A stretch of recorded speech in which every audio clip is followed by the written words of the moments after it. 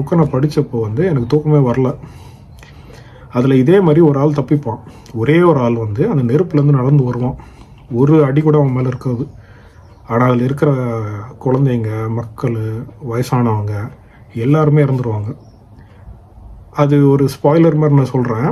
அது வந்து இப்போ விஸ்வாஸ் உண்மையாகவே அந்த ஃப்ளைட்டில் இருந்தார் அப்படின்னா, அந்த பர்டிகுலர் இன்சிடெண்ட் நடந்து, அது என்ன தான் ஹாரர் நாவலாக இருந்தாலும், அவன் என்ன சொல்ல வந்திருப்பான் அப்படின்னா, அந்த அந்த பர்சன், அந்த உயிரோடு இருக்கிறான் இல்லையா, அந்த உயிரோடு இருக்கிற ஆள் வந்து அவன் ஹாப்பியாலாம் இருக்க முடியாது. ஏன்னா ஃபர்ஸ்ட் ஆஃப் ஆல் அந்த அந்த ட்ராமா இருக்கு இல்லையா, அந்த ஒரு விஷயம் நடந்துருக்குன்ற அந்த ட்ராமாவே அவனை வந்து கொஞ்சம் கொஞ்சமாக கொன்னுடும்.